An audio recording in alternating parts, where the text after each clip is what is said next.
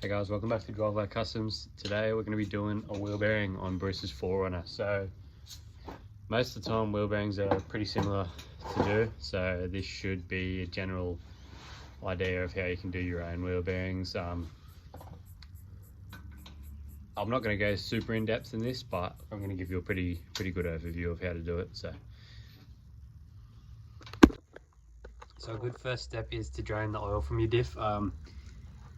You don't really have to do this, but it's probably a good idea to service your diff at the same time. So yeah, this oil is a bit milky and it's pretty new, and because his wheel bearing's been leaking, we think he's got a bit of water in there, so it definitely was a good time to change it. So if it's a drum brake in the rear, you're going to need 2 of these bolts. You'll have to find out what size. I've got a whole thing of spare bolts, so it's pretty easy for me, but you use them and you tighten each side to get the drum shoe off.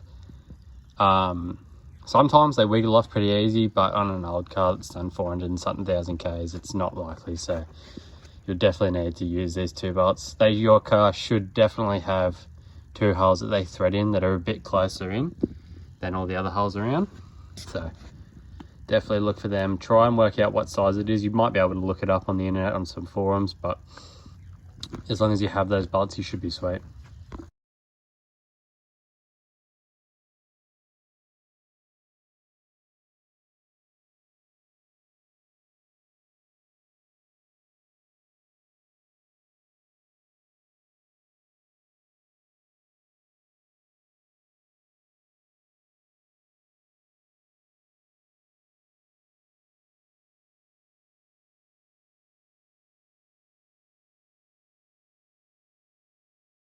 So we finally got this drum shoe off. We've kind of forgot that the fucking handbrake was still on. That's why it was so hard. So tip for young players, don't leave the fucking handbrake on. So we're just taking these bolts off at the back. They're what holds the hub assembly onto the axle. It's probably going to get fucking pretty messy after we get these off, but some people disconnect the brake lines. I don't think we'll need to.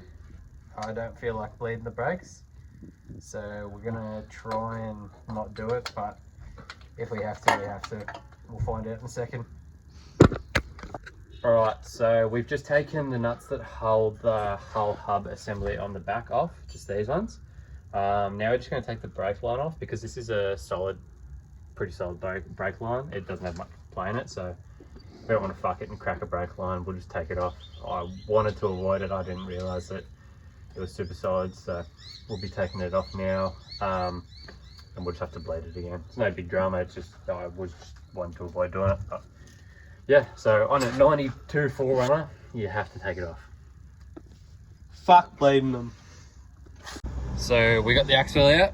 The whole assembly has to come out for this job.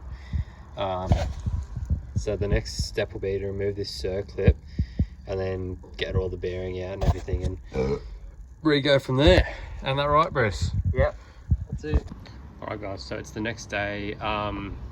Yesterday we made a bit of a discovery that we would need a bearing press to get these off, so that's what I've done. I've gone and used a press at one of my mates' local workshops. I understand not everyone has a press, so if you don't have a press, most mechanics will let you rent one for, I don't know, probably 50 bucks, but I think it's something that you'll probably need. I mean, if you can get it off without a press, it's good, but I definitely needed one. So this assembly's apart. Just going to degrease and clean everything up, because, you know, it's best that we do it while it's off and make sure the brakes are all good and do everything like that while they're off, and then we'll get cracking on putting the new bearing in. I'm just waiting for Bruce to come back with the keys, because I can't get into the 4Runner right now. But yeah, so we got that done, and yeah, we'll get into the next bit. So the next step is to get this, well, the old one has to come off, the old outer ring there. It's just a seal. That's the new one. I've just given that a hell of a clean with some WD-40. And this inside seal has to also come out. Here's the old one, it was fucking ratty. So yeah, I got this new one in. I'm about to put it in. And so that's pretty much that for the actual assembly on the axle. Make sure everything's really clean, because the last thing you want is nothing to seal and everything to leak again. So just be thorough, clean the hell out of it, and you probably won't have any problems. Alright, so with a little bit of persuasion I got this on. It helps if you have something a bit like this. This was around the same size. It came off an old wheel bearing, and just use it as a punch. It gets this to tap on evenly all in one go, because if you tap it on out of plumb, it can be pretty hard to get. Yeah, don't hit it too hard, but because you could fuck it. So yeah, just remember, use a rubber mallet like this one, and try and use a punch. And if you don't have a punch, just try and tap it around each side individually, and it should be pretty easy.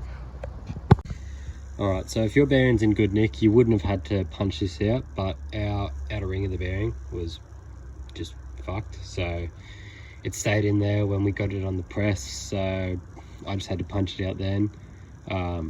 Yeah, hopefully you don't have to do that, because that sucked. I've been at that for about half an hour straight now, and I thought I made no progress. So yeah, but now that's done, I get to move on to packing the bearing and putting it in that bad boy.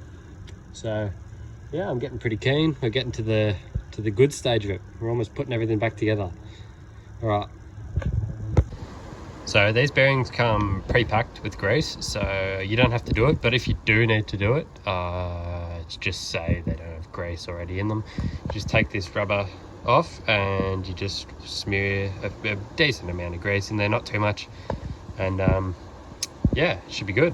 So I'm just going to clean up all of this so it makes the sealing a lot better, and then I'll show you how I tap it in.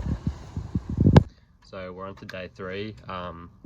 We couldn't finish it yesterday because Bruce's wheel cylinder decided to shit itself, and we had to wait to today to get the part. So a 3-hour job's turned into a 3-day job, so fucking red hot. But we've just got the new wheel cylinder in. It's flash and shiny. This old one's just absolutely shit itself. Yeah, it's no good anymore. But this should be the last piece of the puzzle, because the drums weren't retracting enough to get it done. Alright, so we finally got it on. There's no more leaks. Pretty stoked on that. That wheel cylinder sucked to do. The brake fluid was just everywhere. Hot tip, don't get brake fluid on your driveway. Stains. But it's done now, and I wouldn't recommend doing that job. Never.